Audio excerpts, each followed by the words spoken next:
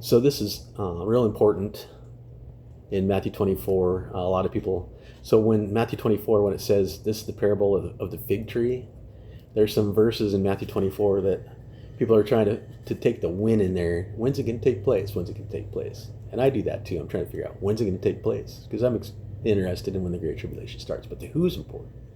The who's there, and people miss it. When it talks about this is the parable of the fig tree, the fig tree represents Israel, like in Romans 11. If you are a Gentile and a Samaritan, and we're grafted among Israel, so grafted among Israel is all through the Bible. It's in Genesis when it says there's one law, even for the stranger among you. If you're a Gentile or Samaritan among Israel, the Commonwealth of Israel, there's one law, and it's Moses' law.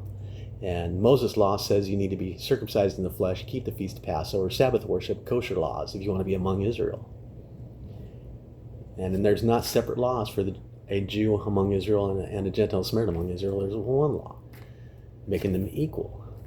So if you're grafted among Israel as a Jew or a Gentile, you're no longer a Jew and Gentile in the flesh. You are a Jew called a proselyte, following that one law, Moses' law. It says in Matthew 24:13. See, it's not talking about those that are saved by the cross. People think that Matthew, Mark, Luke, and John is written to Christians, but it's not. There's no Christian in Matthew, Mark, Luke, and John because nobody can be saved and become a Christian until after the cross of Jesus Christ. You're not regenerated by the Spirit until Jesus dies on the cross. So Matthew 24 is actually talking to non-Christians, not to the Christians. The audience is not Christian people. And it talks about they'll be, if they endure to the end, they shall be saved. So they're not saved. It says if you endure to the end, whoever's around at the time, then you shall be saved. And it says there's a kingdom gospel that will be preached. It's about the millennium. The kingdom of heaven is going to come in after the Great Tribulation. So the kingdom of gospel will be being preached during the Great Tribulation.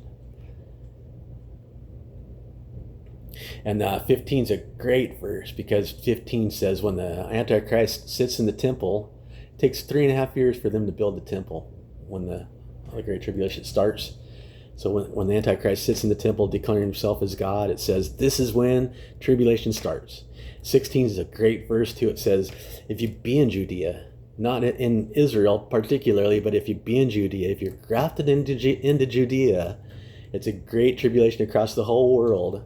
It doesn't specifically say if you're in Israel anywhere. It's saying if you're in Judea, grafted among Israel, they're going to come for you.